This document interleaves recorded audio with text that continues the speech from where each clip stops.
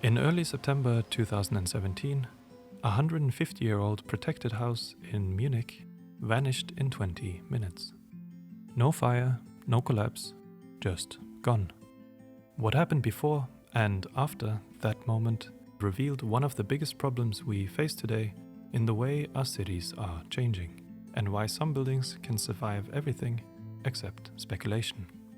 It's a bit of a wild story, containing reckless greed, public outrage, and even got some politicians to suggest one of the most radical forms of punishment I've ever heard of. In this video, I'm gonna tell you the full story of what happened to the Watchmaker's house in Giesing, and I'm gonna rebuild it. I hope you'll enjoy. The old Watchmaker's house, locally known as the Uhrmacherhäusl, was an important building. It was built around 1840 as part of an early working-class settlement, a handful of small houses, tiny gardens, and little workshops. At the time, this neighborhood represented something new, an early form of social housing. For the first time, day laborers who had worked their way out of crowded one-room lodgings could afford a small home and a garden of their own. That's why the Watchmaker's house was important, and because of that, it was protected. But when the last generation of watchmakers died in 2015, the story of the house began to shift. 1 year later, in 2016, a developer, let's call him Frank, buys the house. Now, Frank sees great potential in the Watchmaker's house because of one crucial law in the German building code. The law states that a new building inside an existing neighborhood must fit into the surrounding buildings in terms of height, volume, and use. In other words, if the old house should somehow disappear, then a taller, more modern apartment building could take its place. And in a city like Munich, where real estate prices are almost provocative, that can be extremely profitable. There's just one problem. The house is protected. And what's more, there's still 3 tenants living inside. Frank decides to deal with the tenants first. 2 of them accept compensation and move out. But to Frank's great annoyance, the 3rd one refuses.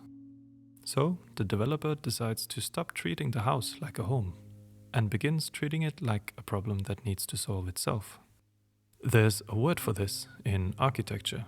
We call it neglect. He starts by cutting off basic utilities. The electricity is cut, then heating, then water. Officially, he claims it's for safety reasons, but slowly the building starts to change. The doors disappear, allowing cold air to move freely through the stairwells. Pipes freeze in the winter. Walls are opened, floorboards are removed, and even roof beams are cut, to the point where the house becomes not only unlivable, but unsafe. Eventually, the last tenant is forced out, and with the house empty, the strategy becomes clear. If the structure deteriorates far enough, it can be declared unsafe. And once a building is unsafe, protection can sometimes be lifted. But Frank doesn't want to wait for nature to finish the job, so instead, he comes up with a new plan. Before that though, a quick thank you to this video's sponsor, LTT Store. Now, I know what you're thinking, it's a screwdriver, but my friend, this is no ordinary screwdriver. The LTT Transparent Screwdriver Prismagic series is a nostalgic twist on the ultimate ratcheting screwdriver, comes in a variety of Y2K inspired colors, and features a transparent look that, after more than 3 years of development, has been perfected. The handle itself is designed for comfort, naturally fitting the shape of your hand during long sessions. And with the internal storage, you can carry up to 12 20mm bits, or 6 longer ones, right inside the handle, which feels like one of those features you don't really think about until you can't live without. The built-in magnet keeps your bits in place, the ratchet action is smooth, and the back force is light enough even for small screws that require a delicate touch. That means less fatigue, more control, and a seriously satisfying sound when you use it. If you want to check it out yourself, I've left a link in the description. Thank you to LTT Store for sponsoring this video. And now, back to the story. Early September 2017, an excavator rolls slowly up a cobblestone street toward the watchmaker's house in Giesing. Officially, the workers are there to renovate the roof. But when the excavator smashes through the facade and rips out the front door, the neighbors begin to realize that this might not be the careful preservation they were promised. One neighbor decides to step in and call the police. Shortly after, the construction site is shut down and sealed off, with signs posted to make the message clear. The watchmaker's house is not to be touched. But when the same neighbor returns home the following day, the house has vanished. No fire, no structural collapse. Just a pile of rubble and an empty plot of land. The excavator has been left behind, abandoned by its operator. Witnesses later confirmed what happened. The operator had returned the next afternoon, just after 4 p.m. on a Friday, perfectly timed for when most officials have already left for the weekend. In less than 20 minutes, the operator and 2 workers had reduced the 150-year-old house to rubble. 4 additional workers had stood guard on each end of the street, keeping lookout.